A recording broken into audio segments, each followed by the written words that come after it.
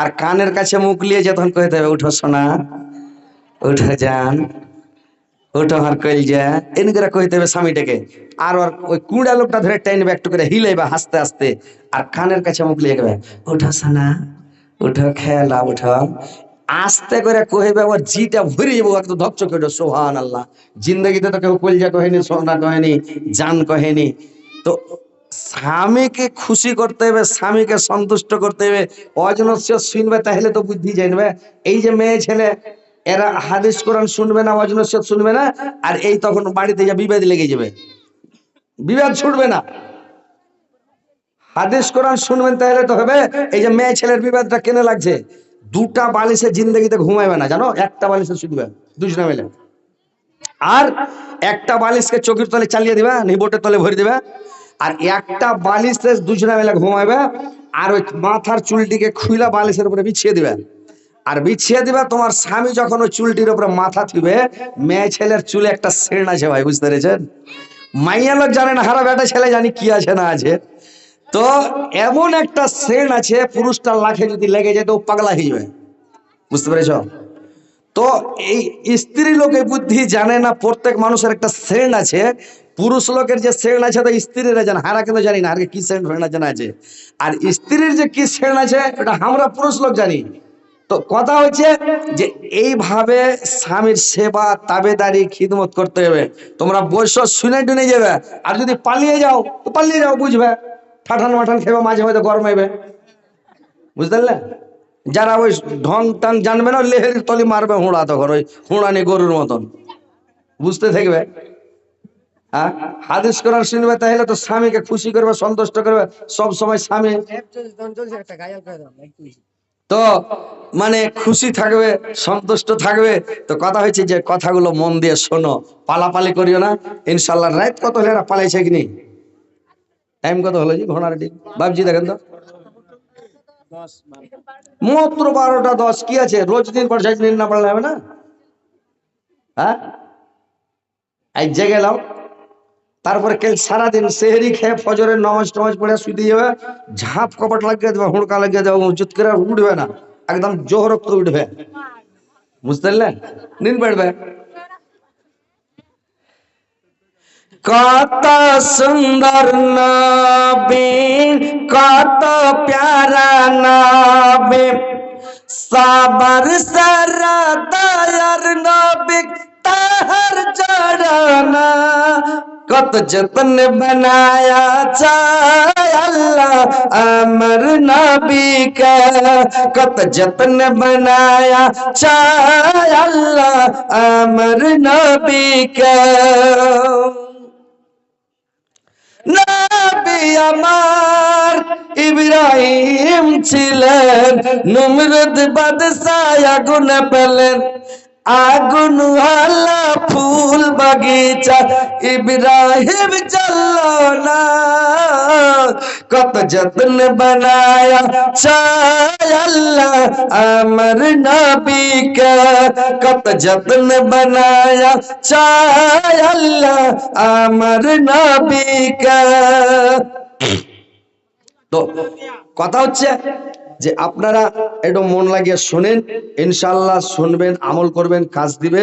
এই রমজান মাস চলে গেলে বুঝতে পারলেন এই বরকতটা কমে যাবে। এখন 1 টাকা দান করা, অন্য মাসে 70 টাকা দান করা। এখন 1 রাত জালসা শোনা, অন্য মাসে 70 রাত জালসা শোনা। একটা জালসা শোনা মানে 70 জালসা শুনতে হবে, তাইলে সমান হবে। এই যে এখন কষ্ট করছো, ইনশাল্লাহ নেকি আইলাম আক্কা নেকি। তো এই কষ্টটা একদিন করে লাও, কি আছে? কাল তোমার এখানে জালসা হবে না, 2-4 দিন পরও হবে না, কখন হবে? রোজার মধ্যে একটা হয়তো হবে না, তো হবে কিনা তো আল্লাহ জানে। তো কথা হচ্ছে যে এটা একটা মৌকা পেয়েছো। আমরাও যে রোজ রোজ আসবো জালসায় সেটাও না, আমাদের ডেট খালি নাই, ডেট এখন বুকিং হয়ে আছে, বুঝতে পেরেছেন? ডেট দিতে পারি না, সারাদিন ফোন ঢুকতে আছে, নিন পারছি তো সুইচ অফ করে না, তো খালি জালসা, এই ডেট দাও, ডেট দাও, ডেট দাও, কি করবো? তখন সুইচ অফ করে নিন পারছি। তারপরে যখন ঘুম হয়ে গেলো তখন সুইচ খুলছি, একদম কাটকাট কাটকাট করে মেসেজ ঢুকে চলেছি, ওরে বাপরে। তো কথা হয়েছে কোনটা, যে যাই হোক বসেন, শোনেন কথাগুলো, নমাজ পড়েন, রোজা রাখেন, তাসবিহ পড়েন, জিকির করেন, সব সময় আল্লাহকে ডাকেন, সব সময় আল্লাহকে স্মরণ করতে থাকেন, বুঝতে পেরেছেন? যে কোনো টাইম সুবহানাল্লাহ, আলহামদুলিল্লাহ, আল্লাহু আকবার, লা ইলাহা ইল্লাল্লাহ, এই চারটা তাসবিহ আল্লাহর নিকট অতি প্রিয়। যদি সুবহানাল্লাহ 100 বার পড়েন 1000 গুনাহ মাফ হবে, 1000 নেকি আপনার আমলনামায় লেখা হবে। আমার মামা ইনশাআল্লাহ 200 টাকা দিয়েছে, আল্লাহ 2 লক্ষ 2 কোটি বলে গ্রহণ করিও। আল্লাহ আমার মামার জীবনের গুনাহ খাতা মাফ করিও। আল্লাহ আর মামার বাপ মার গুনাহ খাতাকে মাফ করিও। আল্লাহ দুনিয়াতে হার মামাকে ভালো রাখিও, সুস্থ রাখিও। আল্লাহ আমার ছেলে পেলাকেও ভালো রাখিও, সবকে পরিবারকে ভালো রাখিও, সুখে শান্তিতে রাখিও। যদি কেউ হয় একটু দান টান দিতে চান মাঝে মধ্যে একটু করে দিয়ে দিবেন, আর আমি একটু করে আপনাদেরকে শোনাচ্ছি, কথাগুলো শুনবেন। সুবহানাল্লাহ 100 বার যদি পড়েন দিনের মধ্যে 1000 গুনাহ মিটিয়ে দেওয়া হবে, 1000 নেকি আমলনামায় লিখে দেওয়া হবে। যদি আলহামদুলিল্লাহ 100 বার পড়েন 1000 গুনাহ লেখা হবে, 1000 গুনাহ মিটা হবে। আর আল্লাহু আকবার 100 বার যদি পড়েন, লোক গুনে গুনে পড়েন, তাহলে 1000 গুনাহ মিটিয়ে দেওয়া হবে, 1000 নেকি লিখে দেওয়া হবে। লা ইলাহা ইল্লাল্লাহ যদি 100 বার পড়েন, তাহলে 1000 গুনাহ মিটিয়ে দেওয়া হবে, 1000 নেকি আমলনামায় লিখে দেওয়া হবে।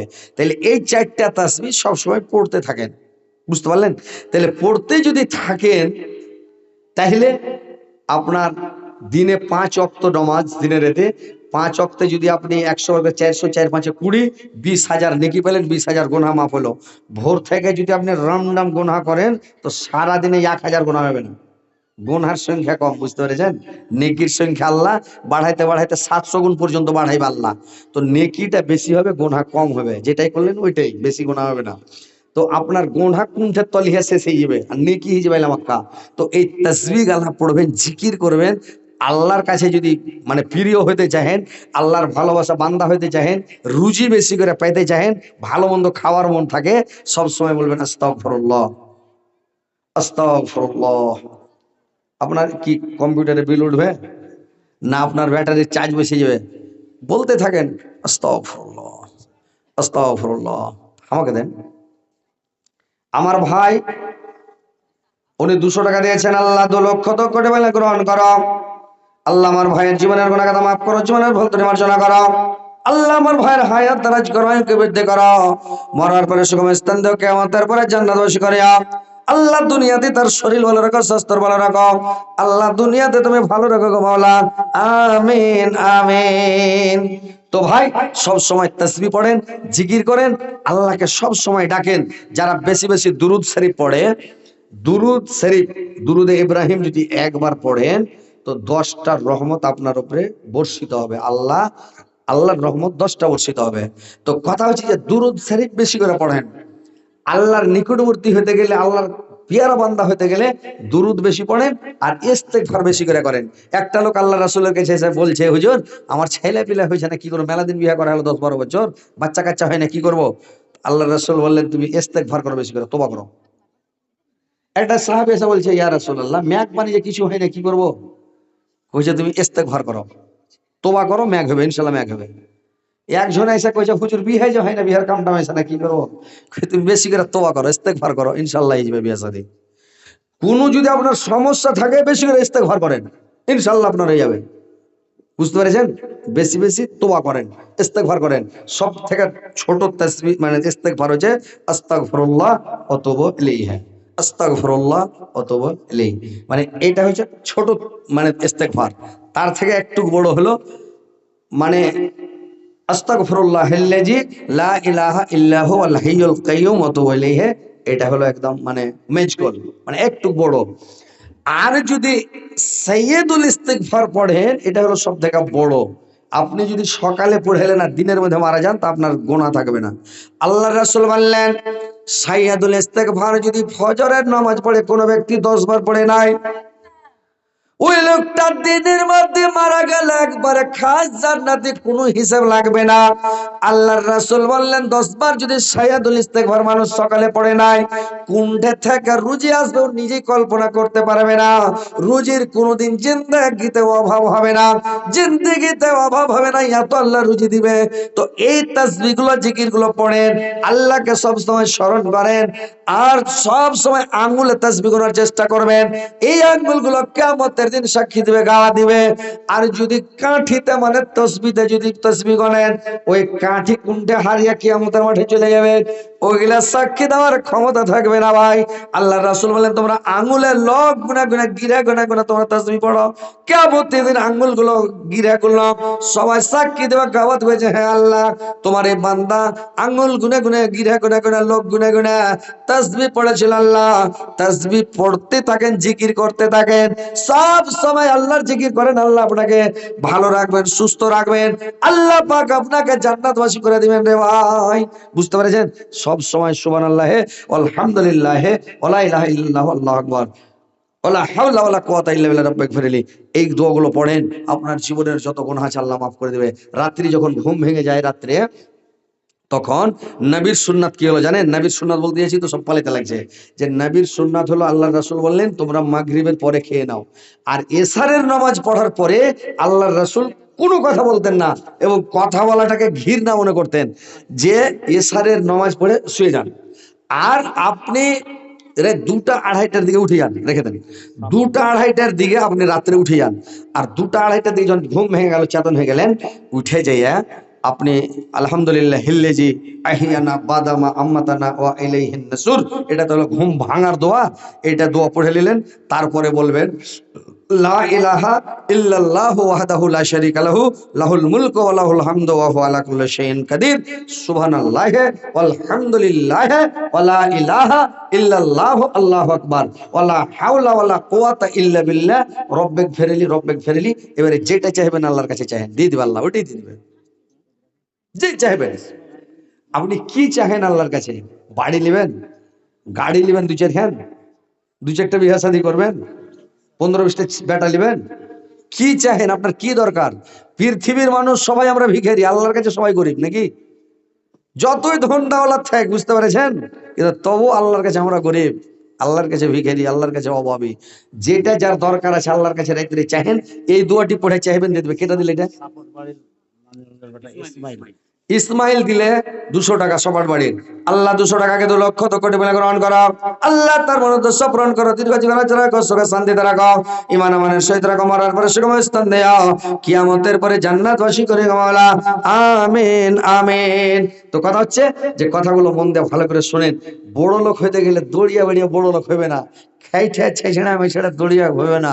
এগুলা বুদ্ধি শিখতে হবে, দোয়া করতে হবে, রেজ জাগতে হবে, তাসবিহ পড়তে হবে, জিকির করতে হবে, তাহাজ্জুদ পড়তে হবে, আর রাইতে উঠে ইবাদত বান্দেগি করতে হবে, আর আল্লাহর কাছে কানাকাটা করতে হবে, আল্লাহ এটা দাও ওইটা দাও। কত খাটবো, কত দড়িয়ে বেড়াবো, কত কি করবো, এগুলা আল্লাহ তুমি দেও, আল্লাহ তুমি না দিলে কে দিবে, আল্লাহ এরকম বলতে হবে, কানতে হবে। বুঝতে পেরেছেন? আল্লাহর কাছে চাহেন, আল্লাহ দিয়ে দিবে, কিন্তু আমল করতে হবে। বুঝতে পেরেছেন? আমল না করলে কাজ হবে না ভাই। তো কথা হচ্ছে যে আপনারা আমল করার চেষ্টা করেন, নামাজ পড়েন, রোজা করেন, তাসবিহ পড়েন, জিকির করেন, ইনশাআল্লাহ আল্লাহ আপনাকে দিয়ে দিবে ভাই। বলেছি তো যে আপনাকে দিবে, খালি নামাজ পড়েন, রুজিতে আল্লাহ বরকত দিয়ে দেবে, আপনার জিন্দগিতে অভাব হবে না। তো তাসবিহ পড়েন, জিকির করেন, জয়দিন বেঁচে আছেন, মরে যাবেন। গত বছর আগের বছর জালসা, এখানে যখন জালসা করি তখন আমার এই জামাই বেঁচে ছিল নাকি? এই জামাই তখন বেঁচে ছিল। আজকে জালসা করছেন দেখছেন, আজকে ওই ভাবছি আমার দুনিয়াতে বেঁচে নেই, আজকে চলে গেছে, পৃথিবী থেকে চলে গেছে। তাহলে দেখেন, এই জালসাতে যতগুলা লোক আছেন, হয়তো আর বছর যদি ফের হারলাতিরা যদি ফের জালসা করে, তো 80 লোকের মধ্যে দেখবেন যে কয়টা লোক ফের নাই, ওরা চলে গেছে। বুঝতে পেরেছেন? থাকবে না, সবাই থাকতে আসেনি, কে কখন চলে যাবে, কে কখন মরে যাবে, তো আল্লাহ ভালো জানে। বুঝতে পেরেছেন? তো ভাই জয়দিন বেঁচে আছেন, আল্লাহর কাছে তোবা তাহিজ করেন, নিজের গুনার মাপ চাহেন, ক্ষমা চাহেন। আল্লাহর রাসূল রাহমাতাল লিল আলামিন, আল্লাহর রাসূলের আগের গুনাহ পিছের গুনাহ সব মাফ হয়ে গেছে। অথচ আল্লাহর রাসূল, একটা হাদিসে পাওয়া যায় আল্লাহর রাসূল দিনে ৭০ বার ইস্তেগফার করতেন, আর একটা হাদিসে পাওয়া যায় আল্লাহর রাসূল 100 বার করে ইস্তেগফার করতেন, 100 বার করে তওবা করতেন। তো সাহাবীরা বলছেন আপনি এত কেন ইস্তেগফার করছেন? আপনি তো রাহমাতাল লিল আলামিন, আপনার তো আগের পিছের গুনাহ সব মাফ, কেন তওবা করছেন? আল্লাহর রাসূল বললেন, ওরে আমার সাহাবারা, আমি কেন 100 বার করে ইস্তেগফার করছি, 70 বার করে তওবা করছি দিনের মধ্যে কেন? আসিরউদ্দিন 50 কিলো ভুট্টা দিল ওর বাপের নাম। আল্লাহ তোমার বান্দা আসিরউদ্দিন 50 কিলো ভুট্টা দিয়েছে তার বাবার জন্য। আল্লাহ তার বাবার জীবনের গুনাহ কথা মাফ করে দাও, জীবনের বলতে মার্জনা করো। আল্লাহ তার বাবাকে আল্লাহ তুমি ভালো রাখো। আল্লাহ তোর বাবাকে জান্নাতবাসী করিও। আসিরউদ্দিনকে আল্লাহ দুনিয়াতে ভালো রাখো, সুস্থ রাখো, সুপথ দেখাও। মরার পরে সময় স্থান দাও, কেমন পরে জান্নাতবাসী করে মাওলা। আমিন আমিন আমিন। ভাইরে আমার, বন্ধুরে আমার, আল্লাহর রাসূল বললেন 100 বার আমি ইস্তেগফার করি কেন? তোমরা চলো। আল্লাহর রাসূল করলেন কি, সাহাবীদেরকে নিয়ে চলে গেলেন মাকামে আবুয়ার কাছে চলে গেলেন। আর মাকামে আবুয়ার কাছে গিয়ে তার মা আমিনার কবরের কাছে গিয়ে আল্লাহর রাসূল বাজা বাজা কাঁদতে লাগলেন রে ভাই। আল্লাহর রাসূল কেঁদে যাচ্ছে, এত কাঁদছে, এত কাঁদলা রে ভাই। আল্লাহর নবীর মুখ দিয়ে কথা বেরোয় না, চালা করতে পারে না, খালি কেঁদে যাচ্ছে মার জন্য। সাহাবীরা জিজ্ঞাসা করলেন, ইয়া রাসূলুল্লাহ, নবী গো, আপনি এত কেন কাঁদছেন, এত কেন কাঁদছেন নবী গো? কি কারণে এত কাঁদছেন গো নবী? আল্লাহর রাসূল বললেন, আরে আমার সাহাবারা, দুটা আঙ্গুল দেখে আল্লাহর নবী বললেন, আমি দুইটা কারণে আমি কাঁদতেছি। অনেকক্ষণ কাঁদার পরে যখন আল্লাহর নবী একটু শান্ত হলেন রে ভাই, আল্লাহর নবীকে জিজ্ঞাসা করলেন সাহাবীরা, ইয়া রাসূলুল্লাহ, আপনি কি কি দুটা কারণে কাঁদছিলেন বলেন তো নবী গো? আল্লাহর নবী বললেন, রে আমার সাহাবারা, আমি এই জন্য কাঁদতেছি, আমার মা যদি আজকে দুনিয়ার মুখে বেঁচে থাকতাম, আমার মা পৃথিবীতে থাকলে আমার মাকে আমার মনের কথাগুলো আমি বলতাম, আমার মাকে আমার অন্তরের কথাগুলো বলতাম। কিন্তু আজকে পৃথিবীর মুখে আমার মা নাই, আমার মনের কথা কাকে বলবা, অন্তরের কথাগুলো কাকে শোনাবো? এই জন্য আমি কাঁদছি। আমার মা যদি বেঁচে থাকতো, আমার মাকে বলতাম, মা, আমাকে যে তাইফের লোকেরা মেরেছিল গো মা,